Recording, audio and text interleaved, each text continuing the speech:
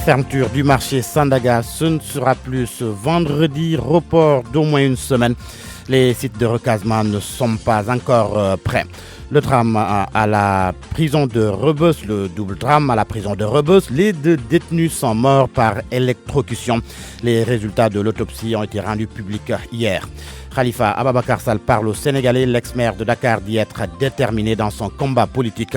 Message hier à l'occasion de la célébration des 900 jours qu'il a passés en prison. Démarrage du dialogue entre l'État et les syndicats d'enseignants. Début septembre, c'est dans le dessein de préparer la prochaine rentrée scolaire. Une personnalité neutre est désignée pour diriger les concertations. La fermeture du marché Sandaga report d'une semaine tout au plus. C'est pour permettre aux occupants de rejoindre le site de recasement qui n'est pas encore prêt. Là-dessus, le préfet de Dakar, Alioune Badara Samb avec Ndaté Diop. Il était prévu qu'à la date du 30 août, ces commerçants puissent être délocalisés vers des sites de recasement identifiés, à savoir le centre commercial du milieu, mais également le site du champ de course. Comme vous le devinez bien, on ne peut pas enlever des commerçants comme ça. Il faut bien les trouver quelque part, des sites de recasement. Et dans ce sens, des travaux ont été lancés et entrepris. Malheureusement, le rythme d'avancement des travaux n'a pas permis de pouvoir procéder totalement à ces relogements-là, ce qui nécessite donc un léger décalage de la date qui était prévue. Un décalage de combien de temps? Je ne saurais le dire aujourd'hui. En tout cas, hier, avec les responsables du ministère de l'Urbanisme, du Logement et de l'Hygiène publique, le secrétaire général en particulier, nous avons tenu une séance pour en informer les intéressés, mais surtout pour leur annoncer cette bonne nouvelle consistant à dire que les travaux ont démarré, le rythme est quand même très appréciable et ces jours-ci, certainement, avec Michel Ministre, vous aurez certainement la possibilité de constater ces travaux qui sont en cours. Donc le report n'a rien à voir avec une certaine réticence annoncée des commerçants? Non, ça n'a absolument rien à voir. Le préfet de Dakar, Alioune Badara Samb. Démolition hier des cantines dans l'emprise du marché Baraka de Liberté 6 Nord Extension. Les commerçants disent n'avoir pas reçu de sommation, chose démentie par la municipalité. Direction le Sénégal oriental, à Diawara, dans le département de Bakel. Là-bas, les populations ne dorment plus du sommeil du juste. Le fleuve Sénégal déborde de son lit et crée des inondations dans la localité. Et devant l'ampleur des dégâts, le président du conseil départemental demande aux autorités de déclencher un plan hors sec. Moussa Omar Gueye. De Kidira à Diawara, en passant par Balou, Arundou et Sénédébou, plusieurs localités sont inondées. Le lit de la Falémé a débordé et la pluie continue de s'abattre au grand malheur des cultivateurs qui, pour la plupart, ont leur périmètre englouti sous les eaux. Dembaka, le président du conseil départemental de Bakel. Situation récurrente aux effets de changement climatique. 2 semaines avant, c'est la catastrophe parce que menace de sécheresse. Et aujourd'hui, c'est l'eau par créer des endiguements. Aujourd'hui, c'est le plan hors sec qui doit être parce que nous sommes à l'alerte rouge totale. L'OMS même est en train de nous donner périodiquement la situation, que les communes soient dotées de moyens de motopompes, intervenir quand il y a des effets comme ça, faire le point avec le ministère de l'Intérieur, comment renforcer et équiper les communes du département. Nous attendons en tout cas du niveau central des interventions vigoureuses. Il y a une chaîne de solidarité qui se déploie dans les villages. Le collège qui devrait certainement recevoir les sinistrés lui-même dans les eaux, des bâtiments même qui sont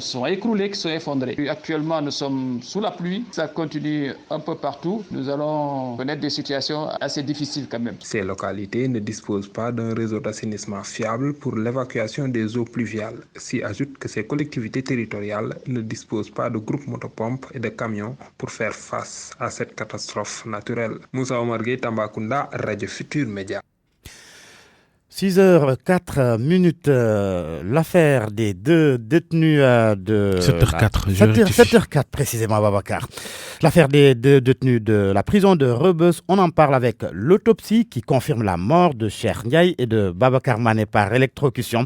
Les victimes vont être remises aux parents après approbation des enquêteurs.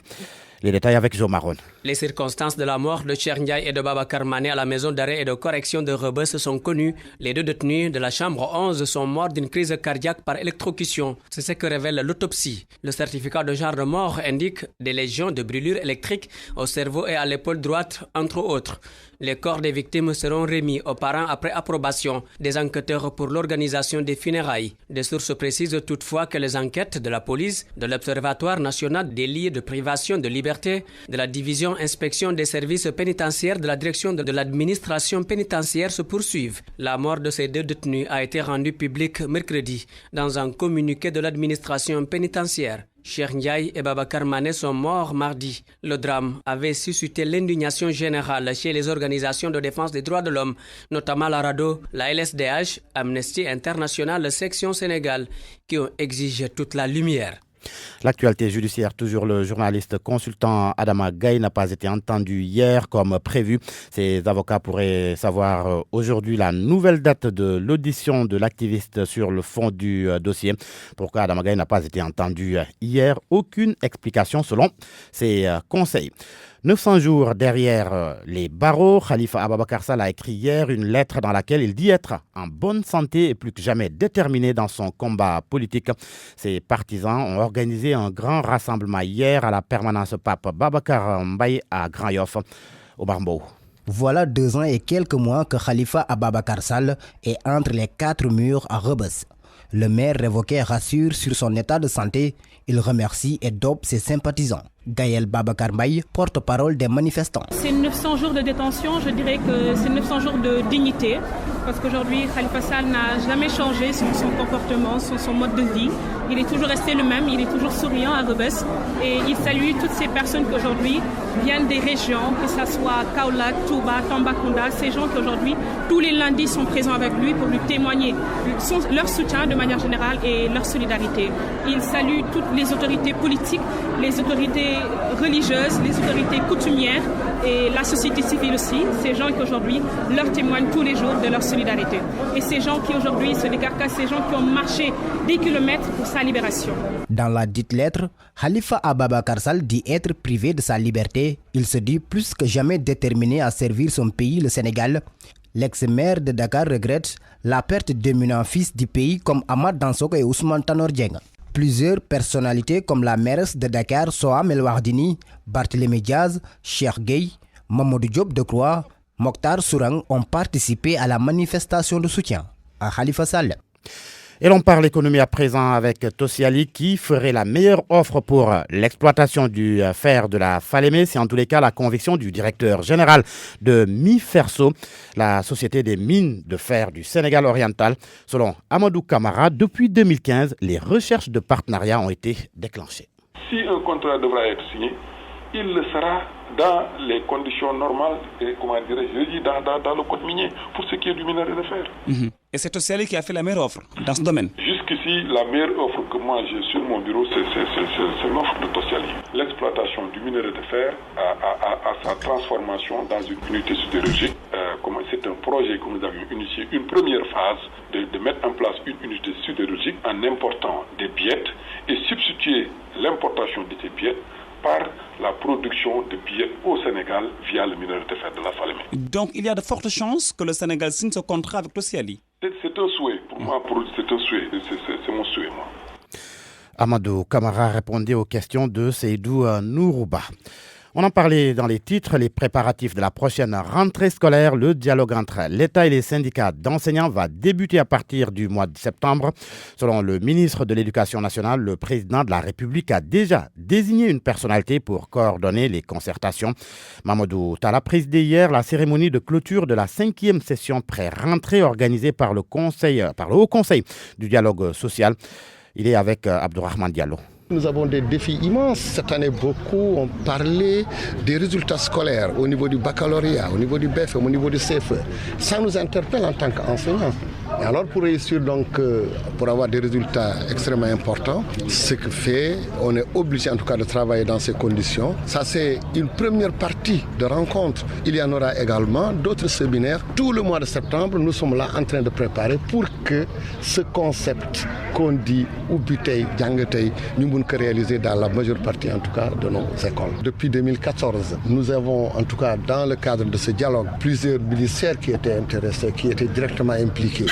le travail, l'habitat, l'éducation nationale, etc., finance tous les ministères et le Premier ministre assurait le monitoring. Et depuis qu'il n'y a plus de Premier ministre, nous n'avions pas, en tout cas, la désignation n'avait pas été faite. Que maintenant, à l'instant, en tout cas, où je vous parle, je vous dis que maintenant, nous avons quelqu'un qui va gérer ce monitoring et que ça nous permettra d'aller plus vite.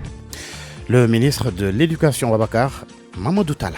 Georges Déthié-Diop, merci. 7h10, c'était le journal. Et voici les titres sport, Youssouf Bodian. Le football avec le Sénégal qui est médaille de bronze aux Jeux africains. Les Lionceaux ont battu hier en match de classement le Mali après tir au but. Sadio Mané, deuxième meilleur attaquant d'Europe de la saison dernière. L'international sénégalais devance Cristiano Ronaldo et vient juste après Lionel Messi, meilleur attaquant d'Europe. Messi que Neymar devrait retrouver au Barça. Une dernière réunion fatidique est prévue ce vendredi entre les dirigeants du Paris Saint-Germain et ceux du Barça. Le feuilleton normal, Neymar au parfum de telenovelas. Merci Youssouf Bodian pour ces titres sport. On vous retrouve dans le journal de 8h en Wolof que va présenter l'agenda Diop. Bonjour Charles Faye. Bonjour Babacar. À tout à l'heure pour votre chronique du vendredi. La crise de l'oignon. Notre invité, Babacar Semben, directeur de l'exploitation de l'ARM, l'agence de régulation des marchés. Entretien à partir de 7h40 en direct dans ce studio tout à l'heure.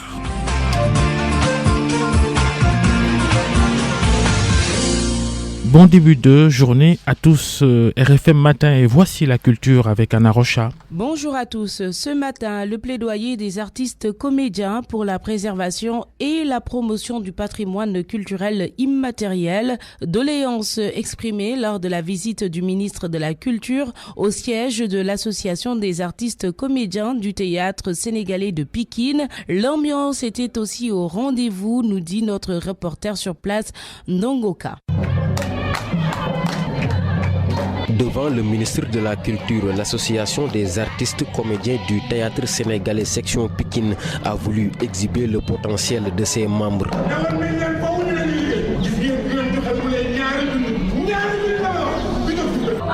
Sur scène, le spectacle fait appel à une séance thérapeutique lébou, l'accoutrement des acteurs, la chorégraphie rythmée par le son des tam-tams, toute une harmonie qui met en exergue nos valeurs traditionnelles.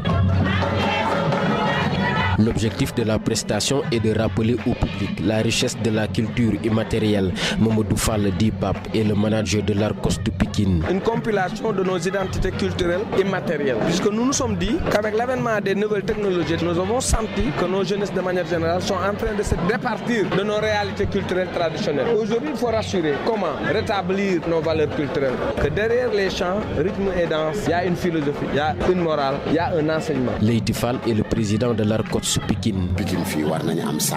Ici à Pékin, il devrait y avoir une grande salle de spectacle pour les acteurs culturels. Nous avons aussi besoin de plus de formation pour les jeunes artistes. Pour renforcer les capacités. Avec ses 426 membres, l'Arcos Pékin a brillé hors de nos frontières. En 2018, elle a remporté le prix Bologna au Festival international du théâtre en Italie. Avant de se rendre dans la banlieue de Dakar, le ministre de la Culture était à Fatick où il a lui plaidé en faveur du tourisme local. Un CRD, comité régional de développement conjoint avec le ministère du Tourisme, devrait se tenir prochainement à Fatick. Abdoulaye Diop s'exprime au micro d'Aminata Goudjabi. C'est l'occasion ici de mon arrivée de voir avec mon collègue tourisme pour qu'on puisse de manière optimale mettre nos différentes synergies ensemble pour faire un CRD autour de l'art, de la culture et du tourisme ici dans votre région parce que vous avez un fort potentiel. Et je reste entendu que le Sénégal, ce beau pays, a quelque chose à vendre à ses enfants. Mais ce tourisme, comme on le dit, cette connaissance de soi-même est fondamentalement important pour que tous d'abord nous favorisons un tourisme local.